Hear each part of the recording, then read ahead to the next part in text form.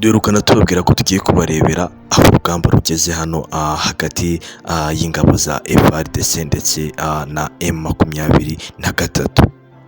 Ibintu ntibyahindutse, ni bya bindi ingabo za M23 zikomeje kurwana ndetse zirwana inkundura, kuko bavuze ko amaherezo ya zino ngabo za M23 ngo zigomba gufata Kinshasa, ngo zigakuraho ubuyobozi buriho zita ko ari ubuyobozi bubi budashoboye ndetse muri makeya kuba ngo bwayobora Kongo. Ariyo mpamvu ngo zirwanira uburenganzira bwa muntu bwa bamwe na bamwe mu bakongomani bashyirwa hasi,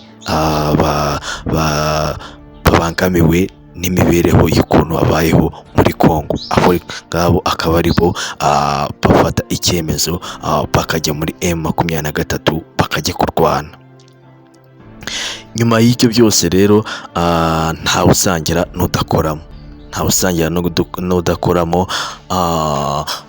Kuri uyu munsi nibwo tubonye amakuru y'uko barashe Colonel Makanika urwanira ingabo za M23, akaba yari umusirikare uzwiho tactique nyinshi wa hariya Iminembwe, akaba ariho yavukiye.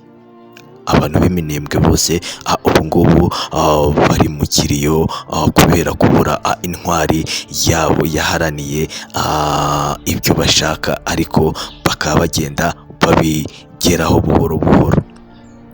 Gusa bari mu kiriyo gihambaye cyo kubura uyu Colonel Makanika, kuko yarabafitiye runini.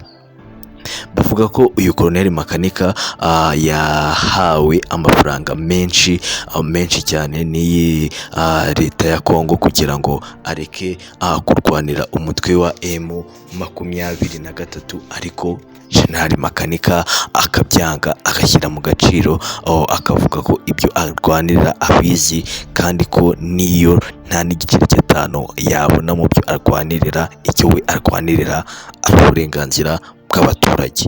Abanyamurenge babuzwa amahoro, bamwe bakanicwa muri leta ya Kongo.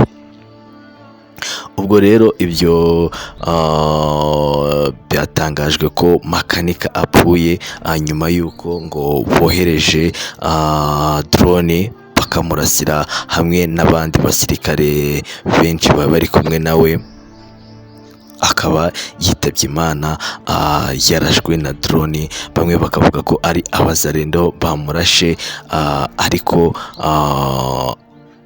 abapereje neza basanze atari abazarendo bamurashe, ahubwo ari leta ya Kongo, ingabo za FARDC zamurashe, zohereje drone zikamurasa.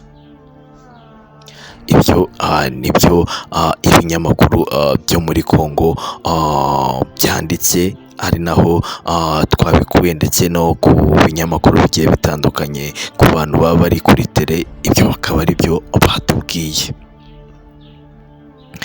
Urugamba rurakomeje, bateganya ngo no gufata n'ibindi bice byinshi bya Kongo. Nta gahunda yo gusubira inyuma bano basore ba M23 bafite, kabone niyo bapfa ngo bazi icyo bari gupfira.